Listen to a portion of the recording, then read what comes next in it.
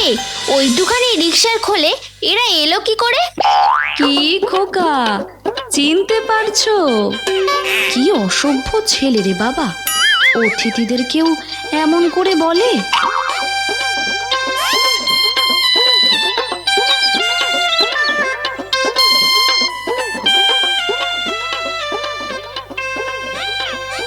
ও মা, আমার কি ভাগ্যি! ছেনু মাসি বেনু মাসি যে, এতদিন পরে বুঝি মনে পড়লো। আমি তো ভেবেছিলাম ভুলেই গেছো আমাকে। সত্যি কতকাল পরে দেখা, কি আনন্দ যে হচ্ছে কি করে বলবো।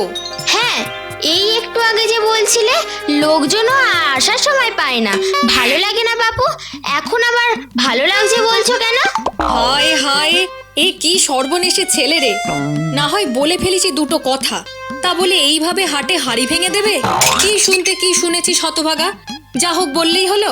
থাক নির্মলা, শুধু শুধু ওকে বকছিস কেন? সত্যিই তো অসময় এসে আমরা তোর কাজের ক্ষতি করে দিলাম। কিছু না মাসি, কিছু না। এখন বিকেল বেলা কি আর কাজ? বারে, কাজ নেই নাকি? এখনই তো কাদা কাজ। সিনেমার টিকিট কাটা রয়েছে না আমাদের, বাবা এলেই তো চলে যাব। তাড়াতাড়ি রুটি টুটি সব করে নেবে না? যা বের হ, হতভাগা লক্ষ্মী ছাড়া ছেলে। এ ছেলেকে তুলে আছাড় মারলে তবে রাগ যায়। তোমরাই বলো মাসি, এমন বানিয়ে বানিয়ে কেউ বলে? ও মা, ডাম্বল যে, কত বড় হয়ে গেছিস, আর কি সুন্দর দেখতে হয়েছে। তোমার সব ছেলেগুলোর মধ্যে এই সবচেয়ে ফর্সা না বেনু মাসি? ও তো ওরকমই ছিল, এখন রোদে ঘুরে ঘুরে কালো পড়ে গেছে। তা ডাম্বল বাবু, পড়তে টড়তে শিখলে? স্কুলে ভর্তি হয়েছো নাকি?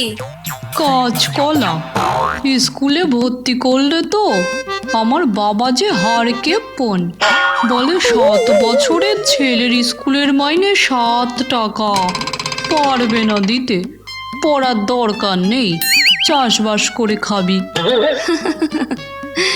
তোর ছেলেটা কি কথা শিখেছে রে বেনু, শুনলে হাসি পায়। বাবা, মুখে যেন খই ফুটছে।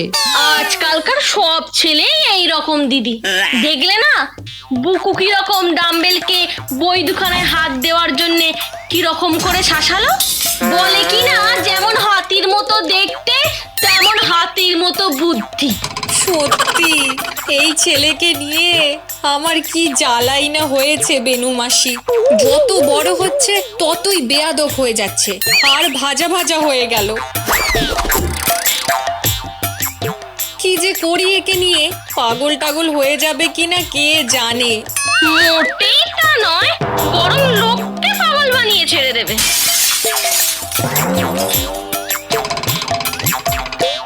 আহা আহা, থাক না, ওকে বকতে হবে না। ছোট ছেলে দুরন্ত হবে না একটু? ছটপটে ছেলেই আমার ভালো লাগে, দুরন্ত ছেলেরাই বড় হয়ে মহাপুরুষ হয়।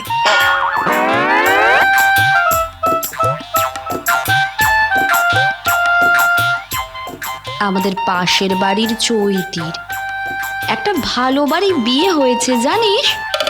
ছেলেটা ভালো, মেয়ের বাড়ি গরিব বলে গয়নাগাটি নিজেরাই কিনে দিয়েছে। অনেক কিছু দিয়েছে বুঝি? গরিবের কাছে অনেকটা বটে, দুগাছা সোনার চুড়ি, কানের দুল, নাক চাবি, সোনার হার, সোনার আংটি, তাতে আবার বরের নাম লেখা। আর যে বেনারসিটা দিয়েছে, কি সুন্দর ছিল, কি বলবো। বুকু, তোর বাবা এসেছে অফিস থেকে? এলে বলবি মাসিরা এসেছেন। এসে তো গেছে, রেগেও আছে, বলছে এই মাসিমারা আর আসার সময় পেল না। বেছে বেছে আমাদের সিনেমা দেখতে যাওয়ার দিনেই আসার ইচ্ছা হলো। আরে বুকু, মাসিরা চলে যাওয়ার পর তোর যে কি হাল করব তা আমিই জানি আর ভগবান জানেন। আজ তোর পিঠের চামড়া যদি না তুলে নি, তাহলে তোর একদিন কি আমার একদিন। আজ তাহলে উঠি নির্মলা, তোর অনেক ক্ষতি করে দিলাম আমরা।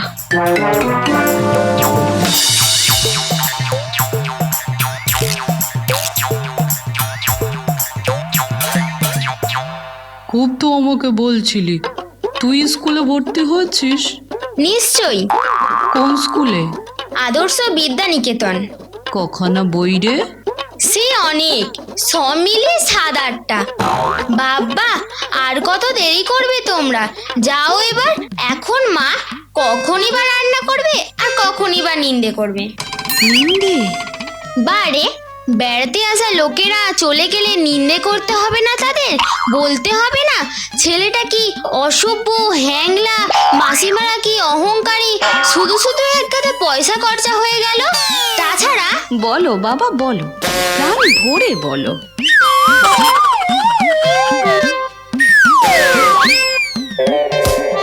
বল শয়তান, কেন ওরকম কথা বললি? হতচ্ছাড়া বেয়াদব, মেরে তোকে আজ মেরেই ফেলবো। লক্ষ্মী ছাড়া পাজি বাঁদর, লোকের সামনে আমার মুখে চুনকালি মাখালি। আরে আরে আরে, কি হয়েছে গো, মারছো কেন? কি হয়েছে? তোমার এই ছেলে আমার মাসিদের সামনে বলে আমি আর তুমি নাকি ওদের নিন্দে করি। আরে আরে, মারছো কেন? নিজেই তো সকালে বারবার করে বললে সব সময় সত্যি কথা বলবি, কারো কাছে লুকোচুরি করবি না। এখন আমার নিজেই মারছো? কি করে বুঝবো আসলে কি করতে হবে?